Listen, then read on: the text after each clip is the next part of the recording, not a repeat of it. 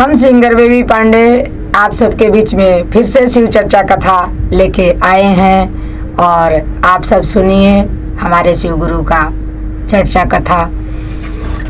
और शिव गुरु के चरणों में प्रणाम करते हैं, पार्वती माता की चरणों में प्रणाम करते हैं, हरेंद्र भैया नीलम दीदी की चरणों में प्रणाम करते हैं, माता पिता की चरणों में प्रणाम करते हैं, सभी देवी देवताओं की चरणों में प्रणाम करते हैं। हे देवो मेरे प्रणाम का स्वीकार करो, स्वीकार करो। हर हर महादेव।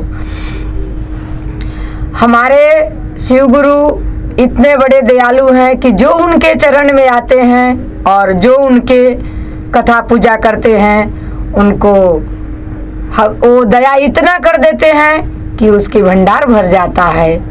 एक इंसान अपना सारा काज काम संभालते हुए और गुरु के इतना बड़ा भक्त था, इतना बड़ा शिष्य था कि उसके पास शिव गुरु के कृपा से हर एक चीज था, कोई चीज की कमी नहीं था।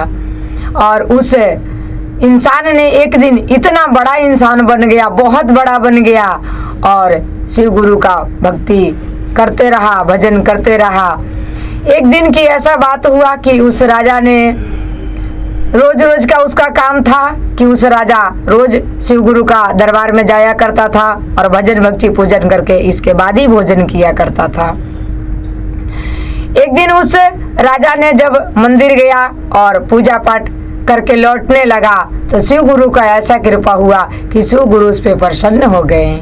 और भोले दानी जिस पे प्रसन्न होते हैं दिल खोल के देते हैं। शिव गुरु कहने लगे कि हे भक्त, तुमने बहुत बड़ा भक्त है और तुमने सच्चे दिल से भक्ति किया है, इसलिए आज हम तुम पे प्रसन्न हैं। हमें से तुम मांगो, जो मांगेगा वो हम तुम्हें वरदान देंगे। गुरु भाई गुरु बहना, ये नहीं है कि हम भगवान को मेवा मिश्री फल मिठाई से पूजा करेंगे तो भगवान हम पे प्रसन्न हो गया। नहीं, भगवान का प्रसन्न करने के लिए सच्चा भक्ति होनी चाहिए, सच्चा पूजा पाठ होनी चाहिए और हमेशा भगवान का दिल में ख्याल रखना चाहिए। बस हमारे गुरु का यही सच्ची भक्ति है। इसी सच्ची भक्ति से हमारे गुरु प्रसन्न हो जाते हैं। जब प्रसन्न हो के उस राजा से कहने लगे कि हे राजा, आज तू मांग ले, जो वरदान मांगेगा वो तुम्हें वरदान देंगे। राजा साहब ने कहने लगा कि हे गुरु, मैं तो आपके हाथ जोड़ के शरण में प्रणाम करते हैं। आपने मुझे हर एक चीज दिया, मान सम्मान नाम धन दौलत शोहरत, अब हम क्या आपसे मांगे, आप तो हर एक चीज दिए हैं मुझे। फिर भी भोलेनाथ कहे कि नहीं, आज हम तुम पे प्रसन्न है और भी कुछ तुम जो चाहिए वो वरदान मांग सकता है, वो वरदान हम तुम्हें जरूर देंगे। ऐसे भगवान का वचन सुन के उस राजा मन में विचार करने लगा कि मैं क्या अब भगवान से वरदान मांगू। उस राजा ने कहने लगा कि हे भोलेनाथ, अगर आप मुझ पे प्रसन्न हो तो मैं जो कहूँ वो वरदान दे दोगे। भगवान बोले, इसमें भी कहने की बात है, तुम मांग के देखो, जो वरदान मांगेगा वो जरूर देंगे। लेकिन शिव गुरु ये नहीं सोचे थे कि इसने ऐसा वरदान मांग लेगा। फिर भी वो भगवान थे। भगवान बोले कि हे राजा, मैं तेरा वचनबद्ध हूँ, मैंने तुमको वचन दिया है, तुम जो वरदान मांगेगा वो हम तुम्हें वरदान देंगे। राजा ने कहा कि हे गुरु, देखिए, भगवान भी ऐसा होना चाहिए और भक्त भी ऐसा होना चाहिए कि हर भक्तों के लिए उसे कृपा दया मांगना चाहिए कि भगवान जी हर भक्त को खुश रखिए और हर भक्त पे दया बरसाइए। राजा ने कहा कि हे गुरु, अगर आप मुझ पे प्रसन्न हो तो जैसे मुझे दर्शन दिए हैं वैसे सारे भक्त जनों का दर्शन दे दो। अब तो गुरु थोड़े देर के लिए संकोच में पड़ गए क्योंकि सभी गुरु भाई बहना बैठे हैं, सभी गुरु का भक्ति ही है। लेकिन इन गुरु भाई इन गुरु बहना से हाथ जोड़ के हम एक बार जरूर कहेंगे कि सबका भक्ति एक जैसा नहीं है। कौन किस लायक भक्ति करता है वो तो गुरु ही जानते हैं। हमने तो अपने तरीके से सब एक जैसे समझते हैं कि हम भी गुरु का भक्त हैं, हम भी पूजा पाठ नियम जानते हैं, लेकिन नहीं, हमारा भक्ति कितना है वो तो हमारे भोलेनाथ ही जान सकते हैं। अब तो भोलेनाथ सोचने लग गए कि सारे भक्त गणों में कौन ऐसा भक्त है जिसको हम दर्शन दे पाए या ना दे पाए।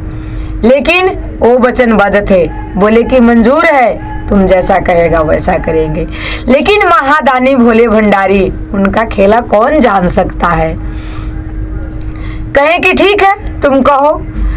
तो राजा साहब ने कहने लगा कि नहीं भोला बाबा, जैसे हम कहेंगे दर्शन वैसे देना होगा।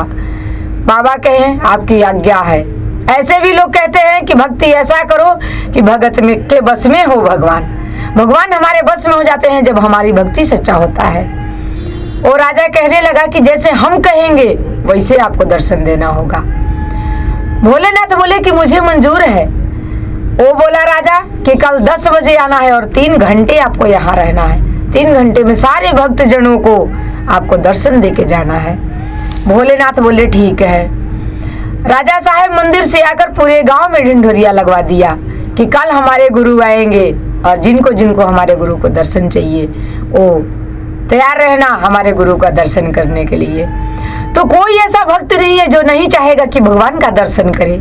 सबका मन उत्साहित हो गया और सारे बोले राजा हम भी चलेंगे, हम भी चलेंगे, हम भी।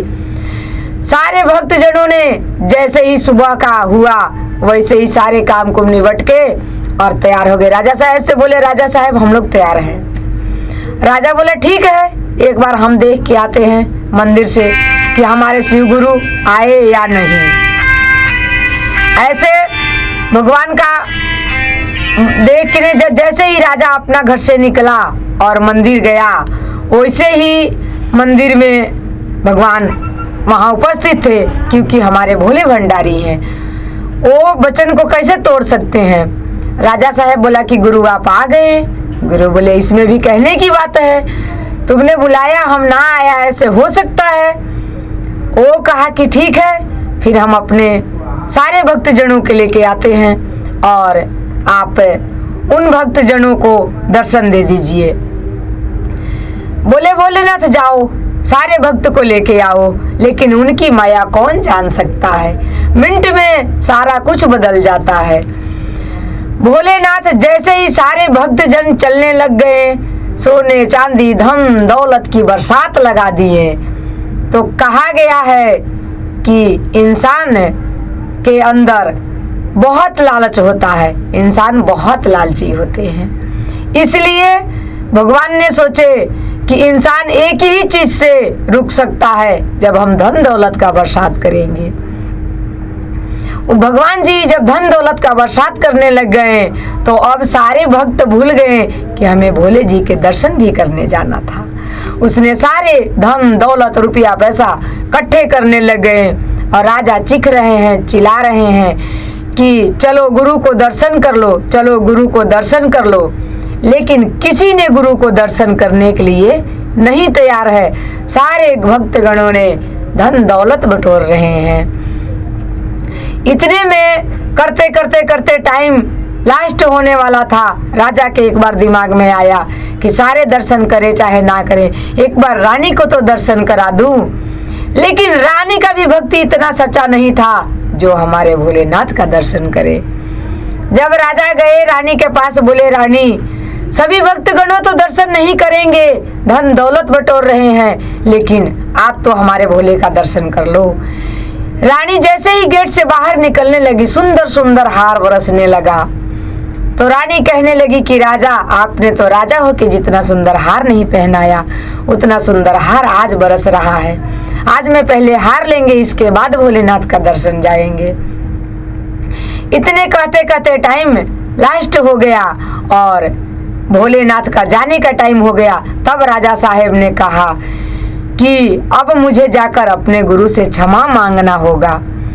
गए और शिव गुरु के आगे राजा हाथ जोड़ के और क्षमा मांगने लगा कि हे गुरु, आपने जो वरदान दिया वो पूरा किया, आप जीत गए, हम हार गए।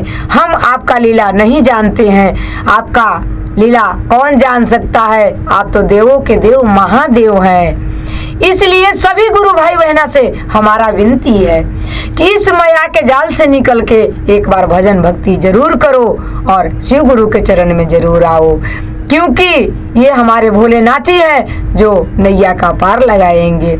ये धन दौलत माया का जाल यही रह जाना है और हमारे शिव गुरु का पूजन भक्ति चर्चा यही साथ में जाएगा। इसलिए इस मैया का जाल से निकल के एक बार भोलेनाथ का चर्चा में और पूजा भक्ति में जरूर जुड़ जाओ। सभी गुरु भाई बहना से हमारा रिक्वेस्ट है। और चलते चलते आप सभी गुरु भाई बहना को नमस्कार प्रणाम करते हैं। हर हर महादेव।